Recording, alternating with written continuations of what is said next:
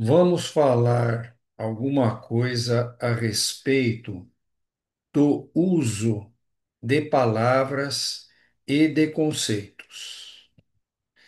Então, nós frequentemente, ao falar ou escrever alguma coisa, repetimos palavras e conceitos sobre os quais ainda não lemos ou seus textos principais ou alguma explicação mais aprimorada a respeito do significado dessas palavras e desses conceitos.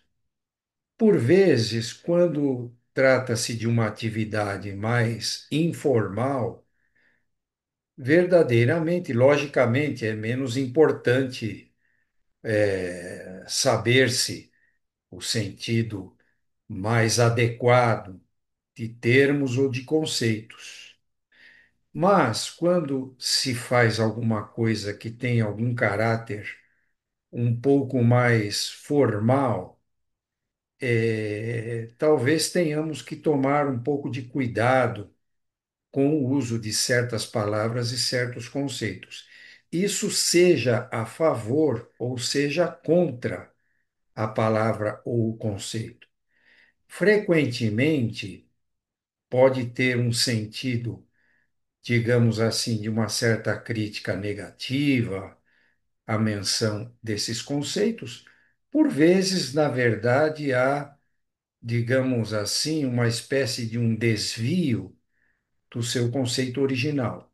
Evidentemente que a língua se constrói de acordo com as variações do tempo, do espaço, das comunidades, da cultura humana. Mas é por isso que estamos falando do uso informal dos termos. O uso informal é uma coisa. Agora, o uso mais formal pode acabar comprometendo certas condições desses termos e conceitos. E aí, por exemplo, uma palavra que hoje em dia é muito repetida é a palavra narrativa.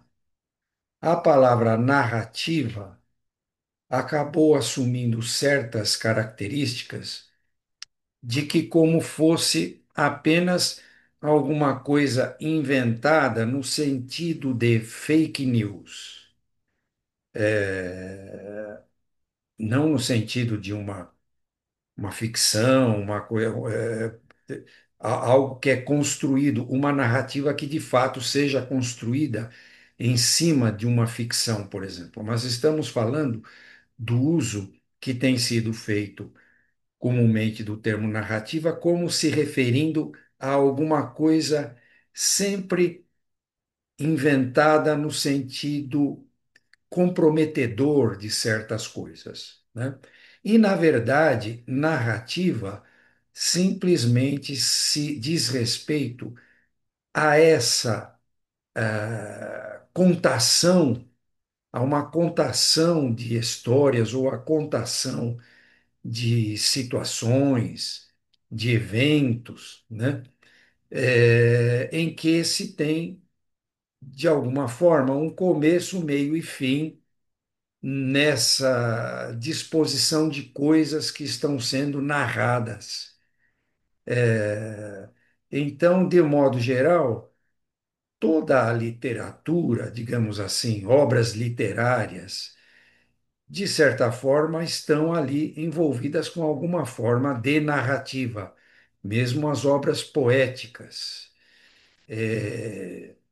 Já esse uso que tem sido feito de narrativa como se fosse alguma coisa que tenha sido construída num sentido que, como você tem se falado muito, fake news, né? Não é, pode até ser uma narrativa, mas é uma entre tantas narrativas.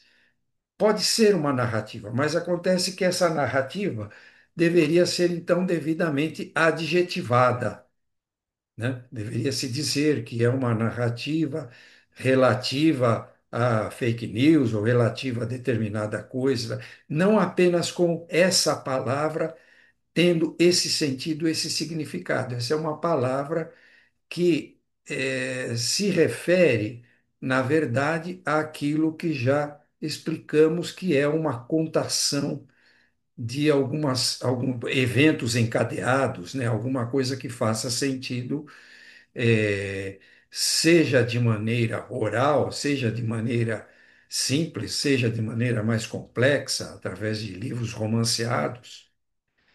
Um outro conceito que é muitas vezes repetido, sem se conhecer alguma coisa sobre, é o conceito de paradigma em ciência de Thomas Kuhn.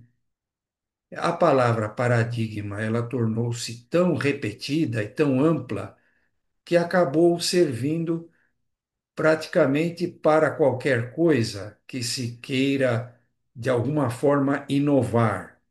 Mas paradigma é uma palavra que em grego significa modelo.